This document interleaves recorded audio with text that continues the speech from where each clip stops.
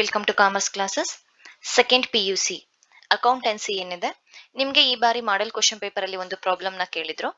Profit and loss appropriation account, ಈ ಒಂದು topic ಮೇಲೆ ಪ್ರತಿ ಸಲ ಕೇಳೋದಕ್ಕಿಂತ ಒಂದು ಡಿಫರೆಂಟ್ ಆಗಿರೋ ಪ್ರಾಬ್ಲಮ್ ನ ಕೇಳಿದ್ರು. Problems on guarantee of profit ಏನಿದೆ, ಗ್ಯಾರಂಟಿ ಆಫ್ ಪ್ರಾಫಿಟ್, ಒಂದು ಪ್ರಾಫಿಟ್ ಮೇಲೆ ಹೊಸ ಪಾರ್ಟ್ನರ್ಗೆ ಗ್ಯಾರಂಟಿ ಕೊಟ್ಟು ಅಡ್ಮಿಟ್ ಮಾಡ್ಕೊಡೋದು. ಯಾವ ರೀತಿ ನಾವು ಅವರಿಗೆ ಶೇರ್ ಮಾಡ್ತೀವಿ ಪ್ರಾಫಿಟ್ ಅನ್ನ, ಅಥವಾ ಅವನಿಗೆ ಕೊಟ್ಟಿರೋ ಗ್ಯಾರಂಟಿಗಿಂತನೂ ಕಡಿಮೆ ಪ್ರಾಫಿಟ್ ಅರ್ನ್ ಆದಾಗ ಯಾವ ರೀತಿ ನಾವು ಅವನಿಗೆ ಆ ಒಂದು ಪ್ರಾಫಿಟ್ ಅನ್ನ ಕೊಡ್ಬೇಕು, ಯಾರಿಂದ ಕೊಡ್ಬೇಕು ಅನ್ನೋದನ್ನ ಫೈಂಡ್ ಔಟ್ ಮಾಡ್ಬೇಕಾಗತ್ತೆ. ಪ್ರಾಬ್ಲಮ್ ಏನಿದೆ, Sachin and Rahul were partners in a firm sharing profit and loss in the ratio of 3:2. Sachin and Rahul ಇಬ್ರು ಪಾರ್ಟ್ನರ್ಸ್ ಇದ್ದಾರೆ, ಒಂದು ಪ್ರಾಫಿಟ್ ಅಥವಾ ಲಾಸ್ ಅನ್ನ 3:2 ರೇಷಿಯೋದಲ್ಲಿ ಶೇರ್ ಮಾಡ್ಕೊಳ್ತಾ ಇದ್ದಾರೆ. ಇದು ಏನು, ಓಲ್ಡ್ ರೇಷಿಯೋ ಆಗುತ್ತೆ. ನೆಕ್ಸ್ಟ್, ದೇ ಅಡ್ಮಿಟ್ ಧೋನಿ ಅನ್ನೋ ಹೊಸ ಪಾರ್ಟ್ನರ್ ನ ಅಡ್ಮಿಟ್ ಮಾಡ್ಕೊಳ್ತಾ ಇದ್ದಾರೆ. ಫಾರ್ 1/6 ಶೇರ್, ಅವನಿಗೆ ಶೇರ್ ಎಷ್ಟಿದೆ, 1/6 ಶೇರ್, 6 ಭಾಗದಲ್ಲಿ 1 ಭಾಗನ ಧೋನಿಗೆ ಕೊಡಬೇಕು. Profit guarantee, that is share of profit will not be less than 25,000.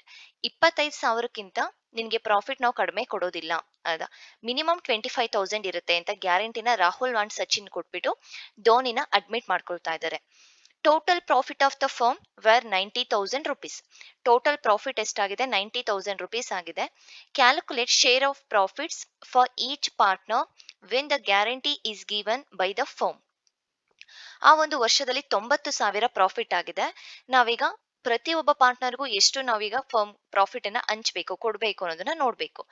ನಾವು ಧೋನಿಗೆ ಎಷ್ಟು ಕೊಡ್ಬೇಕು, ಗ್ಯಾರಂಟಿ 25,000 ಕೊಡ್ಲೇಬೇಕು. ಅವನ ಶೇರ್ ಎಷ್ಟಿದೆ, 1/6 ಇದೆ ಅಲ್ವಾ. ಅಂದ್ರೆ ಈ ಶೇರ್ ಪ್ರಕಾರ ಅವ್ನು 25,000 ಆಗ್ಲಿಲ್ಲ ಅಂದ್ರೂ ಕೂಡ ನಾವು ಅವನಿಗೆ ಅಷ್ಟು ಕೊಡ್ಲೇಬೇಕು. ಯಾವ ರೀತಿ ಕೊಡ್ತೀವಿ, ಹಾಗೇನೆ ಆ ಶೇರ್ ಅನ್ನ ಹಂಚ್ಬೇಕು ಅಂತ ಹೇಳಿದ್ರೆ ನಮ್ಗೆ NPSR ಬೇಕು, ನೀವು ಪ್ರಾಫಿಟ್ ಶೇರಿಂಗ್ ರೇಷಿಯೋನ ಕ್ಯಾಲ್ಕುಲೇಷನ್ ಮಾಡಬೇಕು. ಸೊ ಈಗ ನಾವು ಫಸ್ಟ್ NPSR ನ ಕ್ಯಾಲ್ಕುಲೇಷನ್ ಮಾಡಬೇಕು, ಹಾಗೆ ಎಷ್ಟು ಕಡಿಮೆ ಬರುತ್ತೆ 25,000ಕ್ಕೆ ಅವನಿಗೆ ಕೊಡೋದಕ್ಕೆ ಅನ್ನೋದನ್ನ ಕೂಡ ಫೈಂಡ್ ಔಟ್ ಮಾಡ್ಬೇಕಾಗುತ್ತೆ. ನೋಟ್, ಫಸ್ಟ್ ನಾವು ನೋಟ್ ರೆಡಿ ಮಾಡ್ಕೊಳ್ಳೋಣ. Note 1, calculation of NPSR, new profit sharing ratio. Old profit sharing ratio ಎಷ್ಟಿದೆ, 3:2 ಕೊಟ್ಟಿದ್ದಾರೆ. ಧೋನಿ ಶೇರ್ ಆಫ್ ಪ್ರಾಫಿಟ್, ಧೋನಿದು ಶೇರ್ ಎಷ್ಟಿದೆ, 1/6 ಇದೆ, ಅಂದ್ರೆ 1/6 ಅಷ್ಟು ಕೊಡ್ಬೇಕು. ಈಗ ನಮ್ಗೆ ನ್ಯೂ ಪ್ರಾಫಿಟ್ ಶೇರಿಂಗ್ ರೇಷಿಯೋ ಕಂಡುಹಿಡಿಯೋದಕ್ಕೆ ಫಾರ್ಮುಲಾ ಏನ್ ಬೇಕು, old ratio into remaining profit ಬೇಕು. ಈಗ ನಮ್ಗೆ ರಿಮೈನಿಂಗ್ ಓಲ್ಡ್ ರೇಷಿಯೋ ಕ್ವಶನ್ ಅಲ್ಲೇ ಕೊಟ್ಟಿದ್ದಾರೆ, 3:2 ಇದೆ. ರಿಮೈನಿಂಗ್ ಪ್ರಾಫಿಟ್ ಎಷ್ಟು ಅಂತ ಗೊತ್ತಾಗಬೇಕು. ಧೋನಿಗೆ ನಾವು 1/6 ಅಂದ್ರೆ 6 ಭಾಗದಲ್ಲಿ 1 ಭಾಗನ ನಾವು ಧೋನಿ ಕೊಡ್ತಾ ಇದೀವಿ ಅಂದ್ರೆ ಇನ್ನ ರಿಮೈನಿಂಗ್ ಎಷ್ಟು ಉಳಿಯುತ್ತೆ, 5 ಭಾಗ ಉಳಿಯುತ್ತೆ 6 ಭಾಗದಲ್ಲಿ, ಹೌದಲ್ವಾ. 5/6 ರಿಮೈನಿಂಗ್ ಪ್ರಾಫಿಟ್ ಆಗುತ್ತೆ. New share, remaining profit into old share. New share of Sachin ಎಷ್ಟಾಗುತ್ತೆ ಅಂದ್ರೆ ಓಲ್ಡ್ ಶೇರ್ ಒಂದು 3:2 ಇದೆ, 3/6. Remaining profit 5/6 into old share ಎಷ್ಟಿದೆ, 3/5. ಟೋಟಲ್ ಆದ್ರೆ 5 ಬರುತ್ತೆ. 5 ಕ್ಯಾನ್ಸಲ್ ಆಗುತ್ತೆ, 3 ಹಾಗೇನೆ 6. New share of Sachin 3/6. ಅದೇ ರೀತಿ new share of Rahul, remaining ratio ಎಷ್ಟಿದೆ, 5/6 ಇದೆ remaining profit, into old share ಎಷ್ಟಿದೆ ರಾಹುಲ್ದು 2 ಇದೆ, ಟೋಟಲ್ ಮಾಡಿದ್ರೆ 5, 2/5. 5 ಕ್ಯಾನ್ಸಲ್ ಆಯ್ತು, 2 6. ರಾಹುಲ್ದು ಎಷ್ಟಾಯ್ತು, 2/6 ಆಯ್ತು.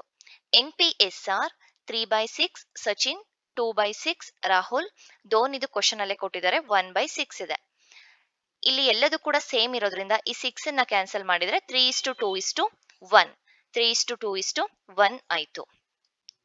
Note 2, calculation of deficiency of profit, ಎಷ್ಟು ಕಡಿಮೆ ಇದೆ ಧೋನಿ ಕೊಡೋದ್ರಲ್ಲಿ ಅಂತ.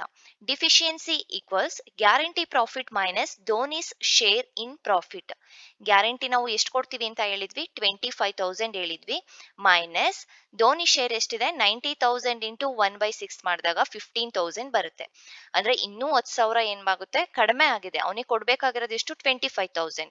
ಈ 10,000 ಏನಿದೆ ಇದನ್ನ ನಾವು ಡಿಫಿಷಿಯನ್ಸಿ ಅಂತ ಹೇಳ್ತೀವಿ.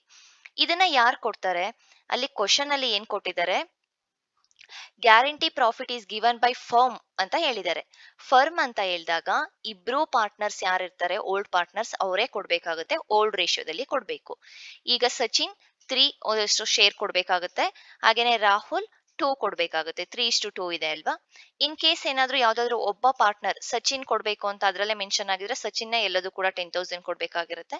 ಇಲ್ಲ ರಾಹುಲ್ ಅಂತ ಇದ್ರೆ ರಾಹುಲೇ ಕೊಡ್ಬೇಕಾಗಿರುತ್ತೆ.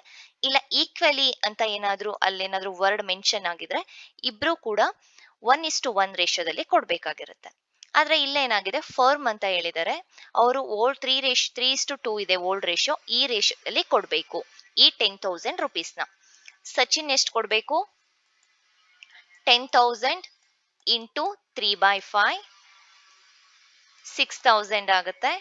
ಹಾಗೇನೆ ರಾಹುಲ್ 10,000 ಇಂಟು 2/5 4,000 ರುಪೀಸ್ ಆಗುತ್ತೆ. ಅವನ್ ಪ್ರಾಫಿಟ್ ಅಲ್ಲಿ ರಾಹುಲ್ 4,000 ಕೊಡ್ಬೇಕು, ಸಚಿನ್ 6,000 ಕೊಡ್ಬೇಕು. ಇಷ್ಟಾದ್ರೆ ಪ್ರಾಬ್ಲಮ್ ಆಲ್ಮೋಸ್ಟ್ ಕಂಪ್ಲೀಟ್ ಆದಂಗೆ.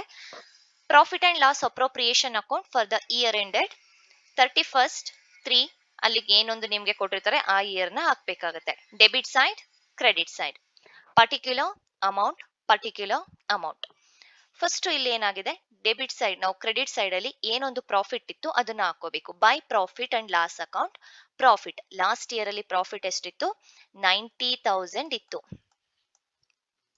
ಈ 90,000 ನ ನಾವು ನ್ಯೂ ರೇಷಿಯೋ ಪ್ರಕಾರ ಹಂಚಬೇಕು. 2 ಪಾರ್ಟ್ನರ್ಸ್ ಕ್ಯಾಪಿಟಲ್ ಅಕೌಂಟ್. ಸಚಿನ್ಗೆ ಎಷ್ಟು ಕೊಡ್ಬೇಕು? Share in profit. ಅವ್ರ ಪ್ರಾಫಿಟ್ ಅಲ್ಲಿ ಎಷ್ಟಿದೆ ಶೇರು? 90,000 ಇಂಟು ನ್ಯೂ ರೇಷಿಯೋ ಎಷ್ಟಿತ್ತು ನಾವು ಕ್ಯಾಲ್ಕುಲೇಷನ್ ಮಾಡಿದ್ವಲ್ಲ 3:2:1 ಇದೆ. 3:2:1 3/6 ಎಷ್ಟಾಗುತ್ತೆ ಅಮೌಂಟು? 45,000 ಆಗುತ್ತೆ. ಈ 45,000 ಅಲ್ಲಿ ಧೋನಿದು ಕೊಡ್ಬೇಕಾಗಿರೋದು ಡಿಫಿಷಿಯನ್ಸಿ ನಾವು ಕೆಳಗಡೆ ಕ್ಯಾಲ್ಕುಲೇಷನ್ ಮಾಡ್ಕೊಂಡ್ವಿ. ಇವನು ಪ್ರಾಫಿಟ್ ಅಲ್ಲಿ ಅವನು 6,000 ಕೊಡ್ಬೇಕಾಗತ್ತೆ. 6,000 ಲೆಸ್ ಮಾಡಿದಾಗ 39,000 ರುಪೀಸ್ ನಾವೀಗ ಸಚಿನ್ಗೆ ಪ್ರಾಫಿಟ್ ಸಿಕ್ಕಿದೆ. ಅದೇ ರೀತಿ ರಾಹುಲ್ಗೆ to share in profit 90,000 into ratio ಎಷ್ಟಿದೆ? 2 ಇದೆ. 2/6 ಎಷ್ಟಾಗುತ್ತೆ? ರಾಹುಲ್ದು 30,000 ಆಗುತ್ತೆ. ಮೈನಸ್ ಶೇರ್ ಇನ್ ಡೆಫಿಷಿಯನ್ಸಿ, ಅವನು ಧೋನಿಗೆ ಎಷ್ಟು ಕೊಡ್ತಾ ಇದ್ದಾನೆ? 4,000 ಕೊಡ್ತಾ ಇದ್ದಾನೆ. ಯಾವ ರೀತಿ 4,000 ಬಂತು ಅಂತ ಕೆಳಗಡೆನೆ ಕ್ಯಾಲ್ಕುಲೇಷನ್ ಮಾಡಿದೀವಿ. ಬೇಕಾದ್ರೆ ಇಲ್ಲೂ ನೀವು ಬರೀಬಹುದು 10,000 ಇಂಟು 2/5 ಹೋಲ್ಡ್ ರೇಷಿಯೋ. ಇವಂದು ಅಷ್ಟೇ 10,000 ಇಂಟು 3/5. 30,000 ಅಲ್ಲಿ 4,000 ಹೋದ್ರೆ 26,000. ಈಗ ಧೋನಿ ಶೇರ್ ಇನ್ ಪ್ರಾಫಿಟ್ ಎಷ್ಟಿದೆ? 90,000 ಇಂಟು 1/6 ಶೇರ್ ಇದೆ 15,000 ಆಗುತ್ತೆ. ಅದಕ್ಕೆ ಡಿಫಿಷಿಯನ್ಸಿ ರಿಸೀವ್ಡ್ ಬೈ ಸಚಿನ್ ಎಷ್ಟು ಕೊಡ್ತಾ ಇದ್ದಾನೆ? 6,000 ಕೊಡ್ತಾ ಇದ್ದಾನೆ. ಹಾಗೇನೆ ರಾಹುಲ್ 4,000 ಕೊಡ್ತಾ ಇದ್ದಾನೆ. ಇದನ್ನ ಆಡ್ ಮಾಡಿದಾಗ 25,000 ರುಪೀಸ್ ಧೋನಿ ಪ್ರಾಫಿಟ್ ಆಯ್ತು. ಈಗ ಟೋಟಲ್ ಮಾಡಿದಾಗ ನಮ್ಗೆ ಎರಡೂ ಕಡೆ ಕೂಡ 90,000 ಬರುತ್ತೆ. 90,000. ಇಲ್ಲೇನಿದೆ, ಫಸ್ಟ್ ನಾವು NPSR ನ ಕ್ಯಾಲ್ಕುಲೇಷನ್ ಮಾಡ್ಕೋಬೇಕು. ಎಷ್ಟು ಡಿಫಿಷಿಯನ್ಸಿ ಇದೆ, ಎಷ್ಟು ಕಡಿಮೆ ಆಗಿದೆ ಪ್ರಾಫಿಟ್ ಗಿಂತ ನ್ಯೂ ಪಾರ್ಟ್ನರ್ಗೆ ಅನ್ನೋದನ್ನ ಚೆಕ್ ಮಾಡ್ಕೋಬೇಕು. ಅದಾದ್ಮೇಲೆ ನಾವು ಟೋಟಲ್ ಪ್ರಾಫಿಟ್ ಅನ್ನ 3 ಜನ ಪಾರ್ಟ್ನರ್ಸ್ಗೂ ಕೂಡ ಹಂಚ್ಬೇಕಾಗುತ್ತೆ as per NPSR new profit sharing ratio ಪ್ರಕಾರ. ಹಾಗೇನೆ ಧೋನಿ ಕೊಡ್ಬೇಕಾಗಿರೋ ಡಿಫಿಷಿಯನ್ಸಿನ ಇವರಿಬ್ರಲ್ಲಿ ನಾವು ಲೆಸ್ ಮಾಡ್ಕೊಂತೀವಿ. ಇವರಿಬ್ರಲ್ಲಿ ಏನಕ್ಕೆ ಲೆಸ್ ಮಾಡಿದೀವಿ ಅಂತ ಹೇಳಿದ್ರೆ ಇಲ್ಲಿ ಗ್ಯಾರಂಟಿ ಗಿವನ್ ಬೈ ಫರ್ಮ್ ಅಂತ ಕೊಟ್ಟಿದ್ದಾರೆ. ಫರ್ಮು ಗ್ಯಾರಂಟಿ ಕೊಟ್ಟಿರೋದು ಅಂದ್ರೆ ಇಬ್ರು ಪಾರ್ಟ್ನರ್ಸ್ ಕೂಡ ಕೊಡ್ಬೇಕು.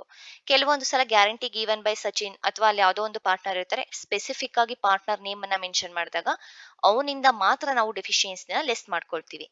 ಆ ರೀತಿ ಡಿಫ್ರೆಂಟ್ ಆಗಿರೋ ಪ್ರಾಬ್ಲಮ್ನ ನೆಕ್ಸ್ಟ್ ವಿಡಿಯೋದಲ್ಲಿ ನೋಡೋಣ. ಇದು ನಿಮ್ಗೆ ಈ ರೀತಿ ಪ್ರಾಬ್ಲಮ್ ನಿಮ್ಗೆ ಈ ಬಾರಿ ಮಾಡೆಲ್ ಕ್ವಶನ್ ಪೇಪರ್ ಅಲ್ಲಿ ಕೇಳಿದ್ರು. ಹಾಗೇನೆ ಆನ್ಯುವಲ್ ಎಕ್ಸಾಮ್ಗೂ ಕೂಡ ತುಂಬಾನೇ ಇಂಪಾರ್ಟೆಂಟ್ ಆಗಿರುತ್ತೆ. Thank you.